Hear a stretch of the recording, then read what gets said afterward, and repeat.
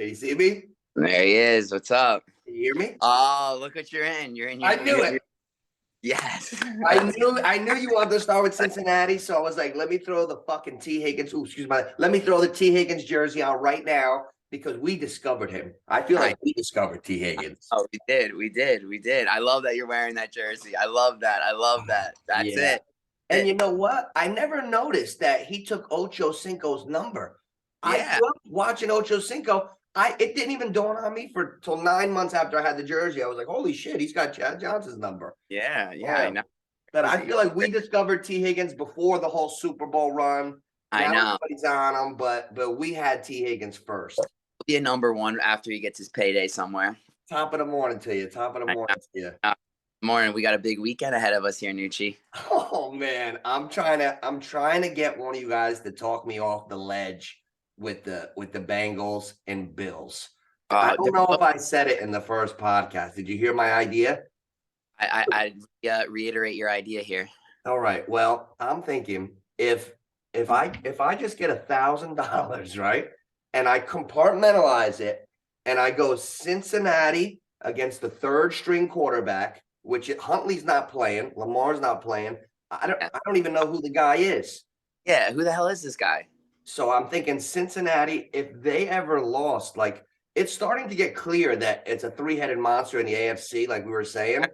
Yeah, like last episode we were saying. So the Chiefs are on a bye. Cincinnati's playing a third-string quarterback, and Buffalo's also playing a third-string quarterback in Miami. Teddy Two Gloves is still out too. So now, is there any reason if I now I have responsible gaming in my FanDuel. I almost did it last night. I got a little itchy. I knew you went to go play hockey. I was getting bored. I almost got myself in trouble. I went to go load a little more than I should have, and I didn't realize I got responsible gaming hooked up to my FanDuel. I was so proud of myself. I couldn't even load it. So here's my plan B. What if we vlog it and I get it? Let's say I take $1,000, compartmentalize it like I never did it, so I don't start shaking all weekend with nerves, and we just put it on Buffalo and Cincy, and I just forget about it and pick up my $423 on Monday. That's what it pays. I don't see why you couldn't. I mean, well, the Bills and the Bengals together, money line is like minus 230 together. Oh. So, I mean, so I know you want to do that individually, but today's Thursday that this is going to come out. So if you have that you like tonight and Friday, you should just start putting it in a little parlay and just wait and just bump up the odds and everything you like, and then just collect everything after the Bills game. That's how much of a lock this is, I feel like. That's what I did last night. Flyers, Bengals, Bills. I did it last night. I did a couple last night. I had to too, because you're lucky when you bet them. But so what I'm thinking is that also that the both of them together, minus 230, you can't beat that. You cannot beat that. I feel like feeling from them at minus 230. I feel like it should be more. Yeah, and I feel like maybe like the memo we started yesterday, maybe it is right. Like you just said, every single wager we do from now to Sunday, we should do like whatever we like tonight, Buffalo, Cincy, whatever we like, Buffalo, Cincy, because it's like leaving money on the table. I feel like it's so automatic. It would be the biggest shocker since like the Giants beat the Patriots in the Super Bowl if one of those teams lost this weekend. I not see a world where a third string quarterback for Miami is going to go in to Buffalo and beat that team, or I don't see a third string quarterback for the Ravens the way they've been playing to go into Cincinnati and beat them. No way. That just won't happen. It just can't. I don't see any world where that can happen. No, and the more that we're getting closer, I'm really starting to like Cincinnati's team. I'm looking at them, and I'm thinking to myself, like, we might not appreciate this group right now because they're always talking about these teams, and then they break up, and then it's like, oh, remember when they had them? Like T. Higgins, they're all saying that pretty soon he's going to leave to be a number one somewhere else. I have a feeling we might be like the Bengals went to the Super Bowl, same record this year or better. Like we might be like overlooking them. Like what I'm trying to say is it might be a year or two from now and be like, whoa, remember when the Bengals had Burrow, Chase, and T. Higgins? This might be a big time team that we're not appreciating now. Like they're on fucking mainstream media saying if the Giants loses, it's the end of Daniel Jones and Barkley. Idiots. They just had a breakthrough. T. Higgins and the Bengals. That's the real question. If the Bengals don't make it, is this the end of that powerhouse? I don't know. I don't think that would be it. But I wanted to ask you now about the Bengals and the Bills. Do you feel comfortable laying the points with either of them? Would you say you like to bump it down a little? Like, are you that confident? I mean, me personally, like, I wouldn't mind bumping the Bengals down from 8.5 to about 2.5, let's say. And you don't have to do a Somewhat of specific a set. bump. Right. You don't have to just this. You can make your own teaser to your liking. You can add 5. You can take 5. You can do whatever you want. That's what gives us the advantage. Because I know back in the day, like you always say, you can only do 7 points in your favor, and you had to do 7 to each game. Back in the day, it was a 2-team teaser with 6 or a 3-teamer with 10, and that was it. Yeah, and now we can make it to our liking. Like if I were to bump it down, I would bump the Bengals down to 2.5. And then I would probably bump the Bills down to just -6.5. And then you're still getting a little bit of better odds. I just did that when you were talking. I was seeing the teaser that I liked best, and I saw Buffalo at 7. I wanted to get them to 6.5. So it's a 7-point teaser, and you're laying -150, which is better than the regular parlay if you had both of them. And you're laying 6.5 with Buffalo. If Buffalo doesn't win by a touchdown, then I would be so confused about sports. And if the Bengals don't win by 1.5, I'd go into VR on T. Rich's house and throw myself off a virtual bridge. Yeah, and what was that, -150 you said? -150, not bad, not bad. And then if we ever went blowout city, let's say we go the wrong way on the teaser, right? We're only doing a 3-point instead of a 6. They give you +140. Buffalo's got to win by 10.5, Cincy 5.5. That's not bad. I think Buffalo's gonna roll. Look at Georgia. Look what Georgia did. I know. You got to think about that. You know, like the cream is about to rise. You know, and Buffalo, I don't think has been playing too. They haven't gotten it all together yet this year either. I don't think. And I think that this is a game where it's get right. Let's smash Miami in the mouth at home and get the ball rolling. Playoffs, you know. And I'd like to see a complete rhythm game from Allen, Diggs, and Gabe Davis. We haven't seen that in a long time. Oh, I know. Knox is coming on. Dawson Knox is coming on. I will say this, that if the quarterbacks were different, like if Lamar was starting and if Tua was starting, I would be talking a little bit different about this game. But I really think that at the end of the day, no third-string quarterback. And I don't think the team around them are that good to push a third-string quarterback to get somewhere, you know? I agree totally. Me and you were 100% in lockstep with those two games. They scare me a little bit. I joke around. I was telling my cousins, John and Aunt, I was like, guys, because they vlog, they do that vlog shit. I was like, guys, I might need you. I want you to vlog me with a duffel bag going to the window and like record all of it. Because I know I would be super nervous if I ever did that. But man, a part of me, I like to joke around a lot. A part of me wants to like put $1,000 at the window, forget about it, and just collect like $450. It's like $423. I know. Oh man, crazy. Well, I mean, if you start everything with those two, what's your next favorite thing to maybe put with it? Okay, well, here's so far. Oh man, I'm confused. Let's go to our team. Let's go to our team, the Giants. Okay. The Giants are +3. I think I'm going to do them separate because I would be upset at myself as a bettor if I included my hometown team and I screwed up a teaser. So I might go Giants +136 on the money line. Listen, we just played Minnesota. They beat us on a 65-yard field goal. We know that Minnesota has a shaky D. We know they're up and down. And I just think that Daniel Jones came into his own this year. I love how he's playing. I think he's on the money. And I saw babbling Bart Scott fumbling his words. Oh, Daniel Jones, he doesn't seem like an athlete, but he's better. What are you talking about, bro? What are you talking about? Daniel Jones, I heard a legend about Jones that he went to a Duke basketball camp with a broken right arm and was the best basketball player at the camp, lefty. That's all I need to hear. When I was playing football, recruiters used to come see me at basketball games just to get a look at my athleticism. That's how they would judge me for football recruiting. Watch me play basketball. Like, don't tell me Daniel Jones is an elite athlete. Now he's playing clean.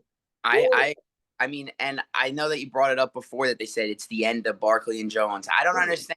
We made the Giants made the playoffs. They're trending in the right direction. I think it's the beginning.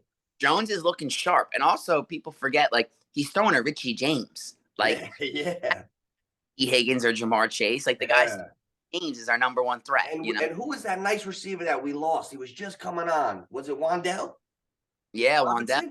Wandell was looking good. Hell yeah, I know. But I'll tell you what, Richie James. Look at our receivers. We're relying on Richie James, Hodgins a little bit. Yeah, on too. Slayton, anytime touchdown, Slayton. It's good. Oh man, you know what? Here's what I know. Yeah, Here's what I know about the Giants. We lived through the 07 season. There is, other than the Eagles, there's no team I'm really afraid of. Like, I think the Eagles have the edge on us if we play, but the other teams, I can't say that they're better teams. They all got holes. I mean, even the Eagles have a little bit of holes. They're not too healthy right now, you know, and they didn't look too good against the Giants in the last week that they played in the season. Like, they're not rolling into the playoffs at all. They've been stumbling and mumbling into the playoffs. So yesterday, Booger McFarland said he likes the Eagles because they're the hottest team going into the playoffs. Booger, retire, Booger.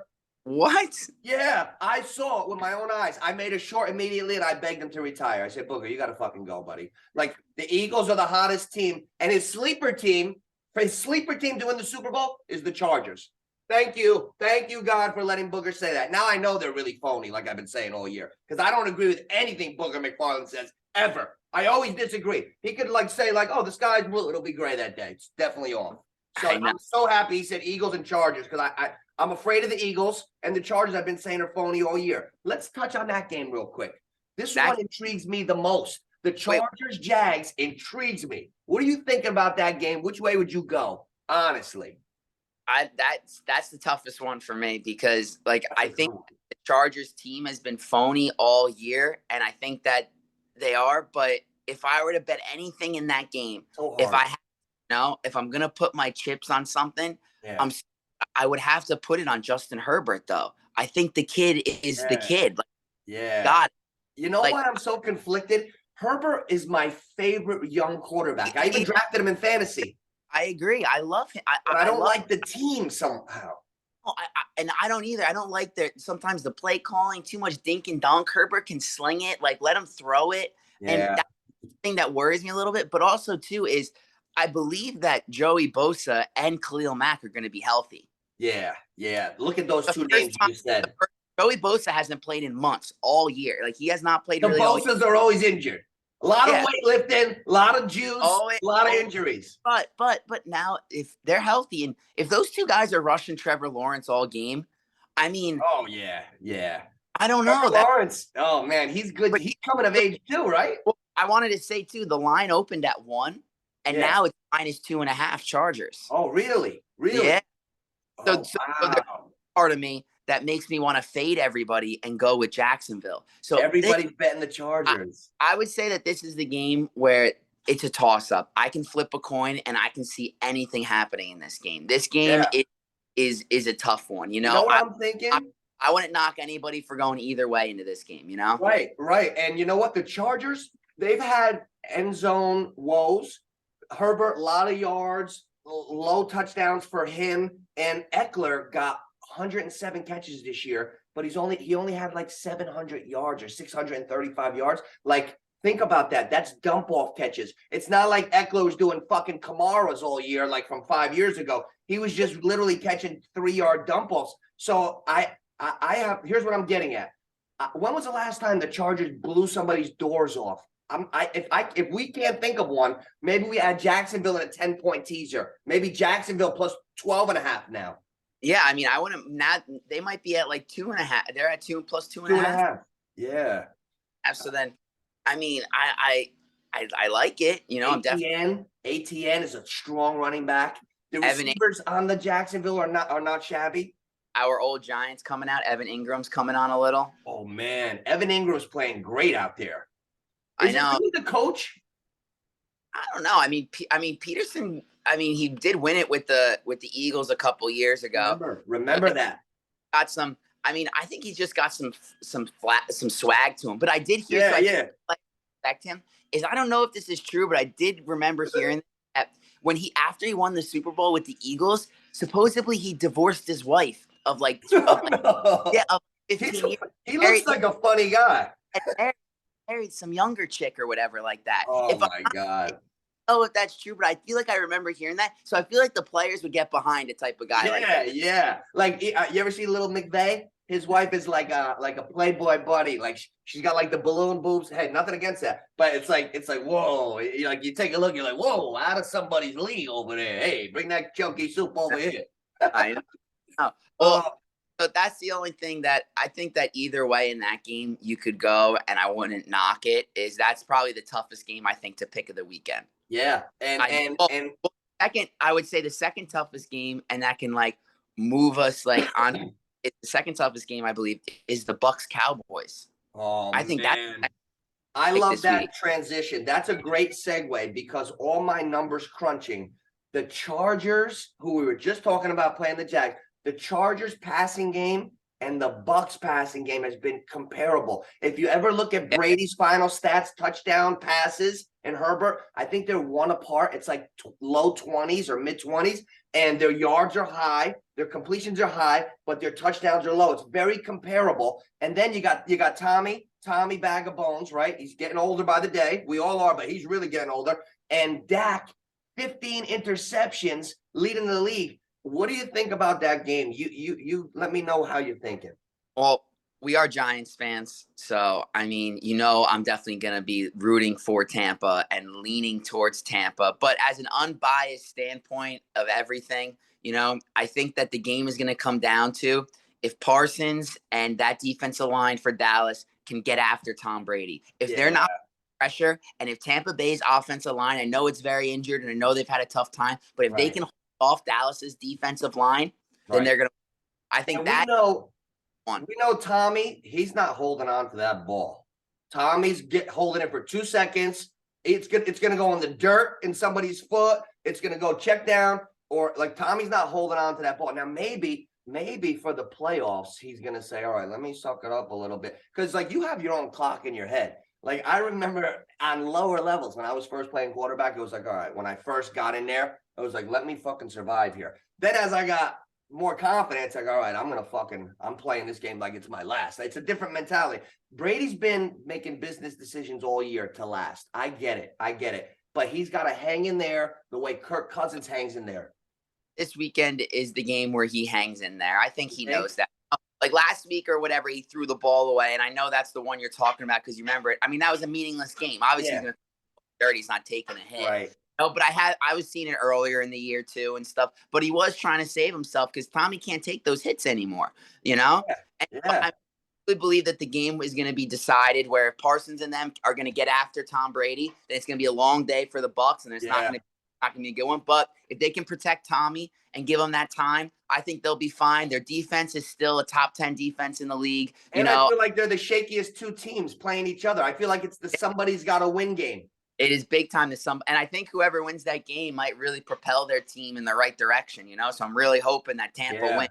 I would love to see Dallas lose again. Oh, that would be great. I know. And the Giants would play Tampa Bay next week. Is this correct?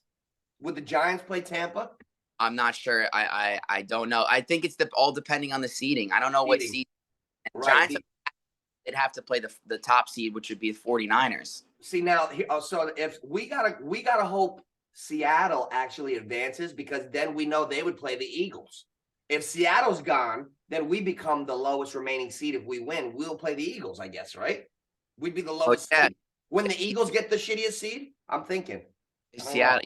I don't know exactly how it would work right now. I don't have in front of me, or I don't have the exact seeding right now. All right, so if you were to go after that game, right, you started talking about Seattle. Right. I mean, what do you like about that game? Are you leaning towards Seattle? Are you leaning towards the Niners? I mean, personally, I like this one wrong about a month ago, and I feel the same exact way. I might stay with Seattle. I don't know. Everybody loves San Fran. 9.5 is a lot. A lot. I would say this too is 9.5 is a lot of points, and in this game too, it's familiarity. Is these teams have seen each other, like we said, play. I think the Niners is a lot. You gotta have a different game plan. Seattle, last time they played the Niners, they actually got blown out slowly. And I remember losing all my teasers because I had them taking like 15 and they still lost. I don't think that's it's hard to blow a team out twice like that. It's hard. The more you play. And the other thing that does make me nervous too is the 49ers are rolling, man. They look good. They Look do. at the players. I said the Eagles are the team to beat, you know. And I the think Niners. more than the Niners. I mean, even the only thing about the Niners is who is Brock Purdy? Who is this Mr. Irrelevant guy? Yeah. Who is the guy that came out of nowhere that's been winning them games and doing this? Like, this is like a game where who is Brock Purdy, you know? That's what I think the biggest hurdle is. The biggest question mark for San Fran, if I had to pick something, because they're a strong team, my question as a football fan would be, can this team come back if they face a 2-touchdown deficit? We know that they can steamroll you if something goes wrong and it's 17-7 late in the third, going into the fourth. Can they come back with a quickness if they have to? I mean, I agree, but also is thinking about last year too. Is their question mark was Jimmy G last year too? Is it was can Jimmy G do it? Yeah. And they made it all the way to the NFC Championship game before, you know, they ran it. They lost. But the thing is that I think is that team can still go places without a quarterback. That's how good of a team it is. Yeah. You know, that's why it's so much question marks. He wasn't all that, you know, but other than the quarterback, they got a good offensive line. They have one of the best defenses in the league. They got Debo, Ayuk. Now they added McCaffrey out of the backfield. They still got Mitchell. They still got Look at Elijah Mitchell. Yeah, I know. Elijah Mitchell is a #1 anywhere in the league. That's Elijah Mitchell, McCaffrey, Debo, Ayuk, and Kittles. That's a strong 5 guys.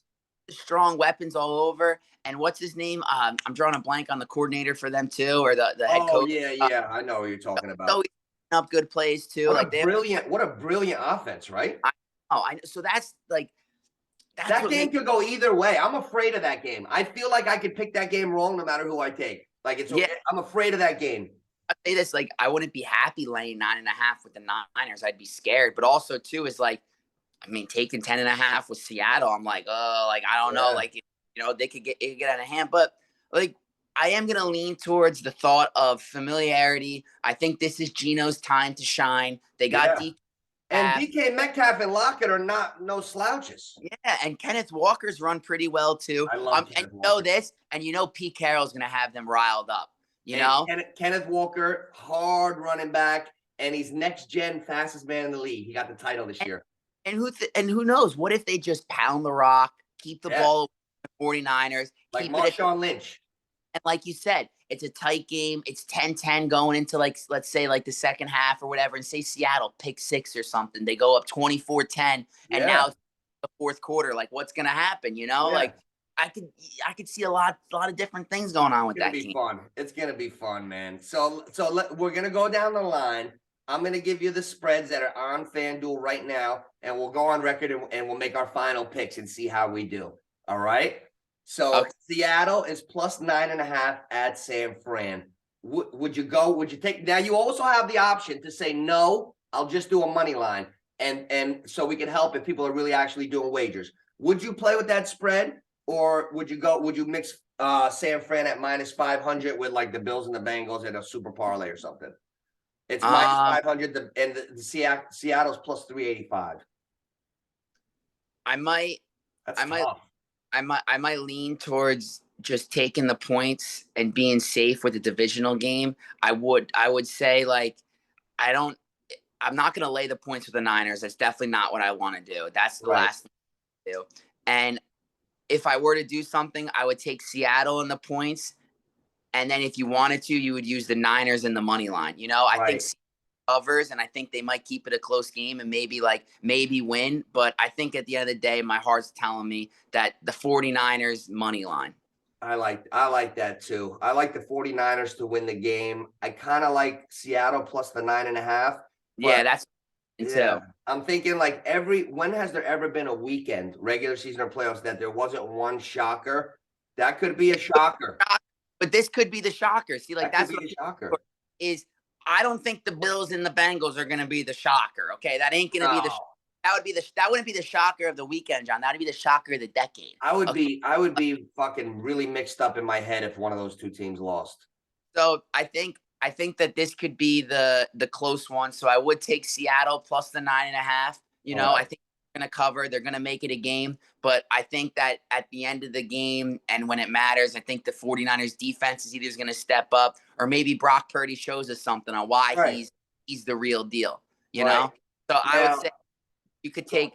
All right, so would you rather have, well, if you want an even money, if you're going to go for it all, you know, you take the Seattle points. But if you're going to do a shebanger parlay, you do the minus 500 with the agreed. I'm in the same thought process as you there, pretty much. All right, so the next game. So let's just bang it out. Go down the line, yeah. Well, all right, so the Bengals game, right? We were talking about the Bengals and Bills. Right, the Bengals are 8.5 right now at home. You're willing to lay the 8.5? Let's. And that game, yeah, I think the Bengals will. I think the Bengals are going to smoke them, even though they're divisional, third time. Every game on this board is a rematch or third time. But I still think with the lineups that are coming out on the field, I think the Bengals win by 10 or more. I think so too. And then even adding on that, because we don't have to touch on it really anymore. The Bills too. I'm with you too. I'll lay the 13 and I'll lay the 8.5. It'll be the biggest fucking upset of the decade. I think both of these teams might fucking steamroll both of them through. And to add on to what you just said, we'll cover the Buffalo right now. Guys, if you're looking at this, it's 13.5. I cannot see that line going anywhere but to that 14 to screw everybody. Yeah. If you like the Bills, you should probably put them in this morning. Before the 2 TDs, you know, definitely. Yeah. 14.5 is a different ball game. Yes, 14.5 is a different ball game. That 13 would be the reason why you win your bet. So bettors beware. So now we got the Seahawks game in, Dolphins and Bengals. Chargers, 2.5-point road favorites at Jacksonville. I'm going Jacksonville money line. I think Jacksonville is going to surprise. I think the Gigolo is going to outcoach. Who's the male Gigolo that you just said dumped his wife? Peterson. Peterson is going to just ride in there smooth. He's going to be like, Trevor, we got this. And little fish face is going to be, oh, Justin, we got to do this. And he's going to call bad plays. And I have a feeling the coaching, it's going to be a close game. I think this game might be a last possession wins. I think it's going to be close. I mean, dude, this is like a tough one this is a tough one. You know, like I go on record with one team. I know. I agree with you though too. As you kind of swayed me a little, as I thought about it too. Is I hate the Chargers coach, and Peterson's been there. He's won a Super Bowl. Like the coaching. I'm afraid of Peterson. I'm afraid. Like when he took Nick Foles that season, I bet against the Eagles each week. And in the Super Bowl, I'm like, okay, Peterson, Nick Foles, Tom Brady. There was no way I was betting the Eagles that day. I lost 2 Super Bowls in the last 20 years. One of them was the Packers Steelers about 15 years ago, and the Eagles, 2 Super Bowls. The Eagles one I got wrong. He might be working that mojo with Trevor. I agree.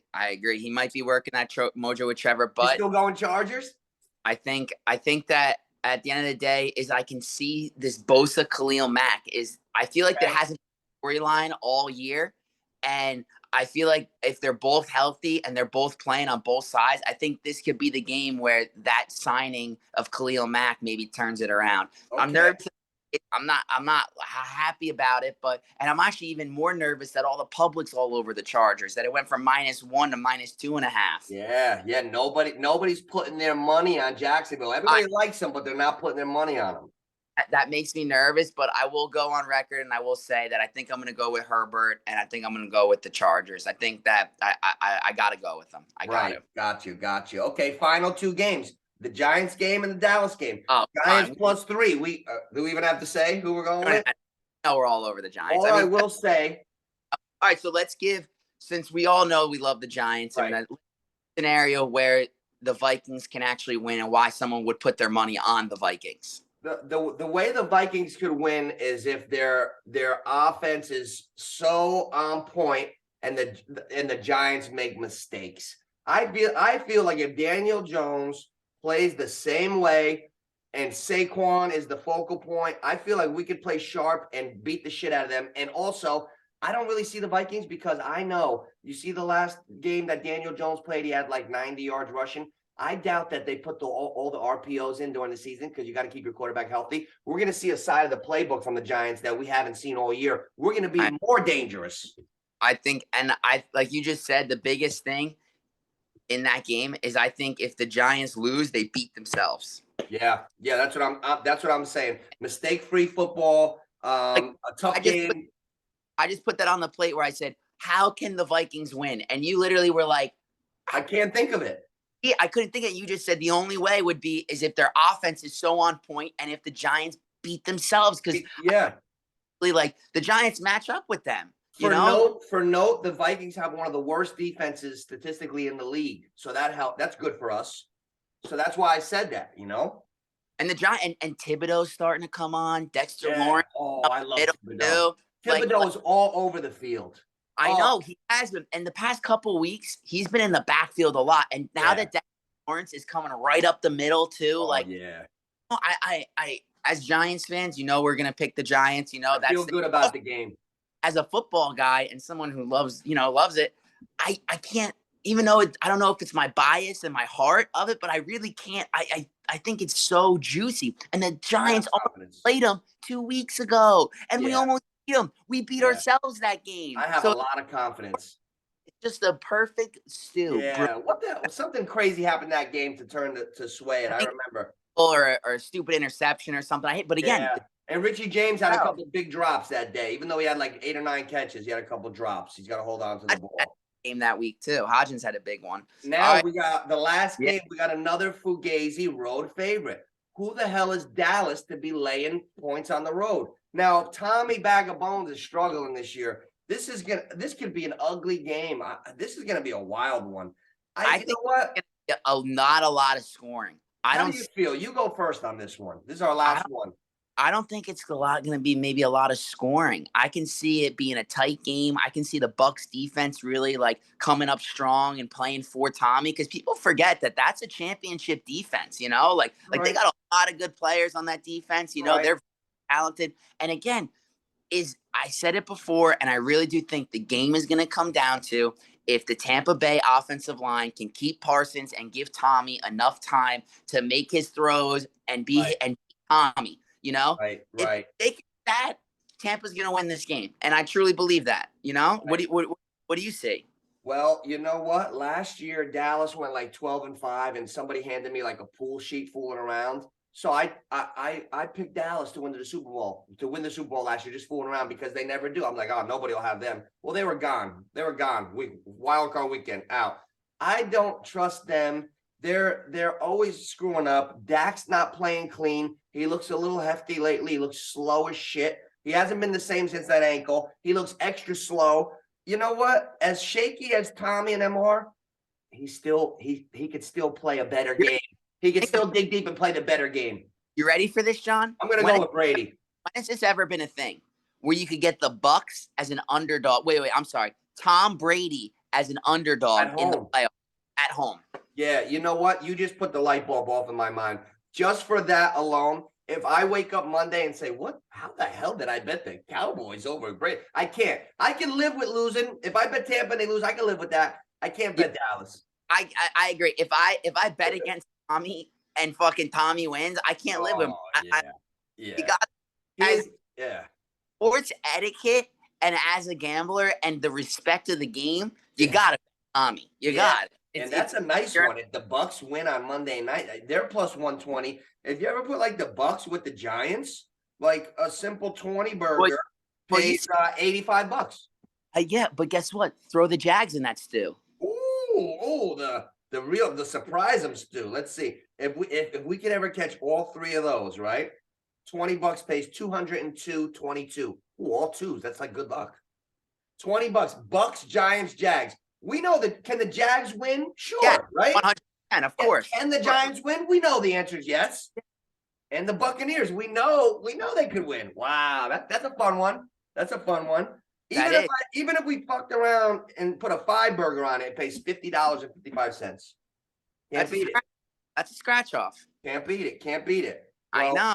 You know what, Rye? I feel like we've gotten closer to our ideas for which way we want to go. I'm still going to take that duffel bag, I think, to Monmouth or the Meadowlands. I might do it. If we do, you got to come with me. You got to We'll come. wear, we'll wear the track suits. We'll bring the Yeah. duffel. Jordan jumpsuit, Yes. matching. Look, I'm Maybe going to the window. after we'll go to a nice Italian restaurant. We'll have a Oh yeah. bar, Oh chill yeah. out. Oh We'll yeah. indulge in it, you know. Oh yeah. Yeah. Bottle of tequila's going down if I hit that. Yeah. And I don't even drink much. I know. But listen, I'm gonna wrap this up. I'm gonna post it before I leave for the day. But thank you so much for coming on all the time. And I always enjoyed the podcast form. So I'm happy to have you anytime you want to come on. Let me know. Let's talk, because I'm getting a lot of good feedback from the guys too. So make sure you don't be a stranger to the show. Love you, Noochie. Neighborhood picks, baby. Neighborhood Love you too, Rye. I'll talk to you soon, buddy. Later.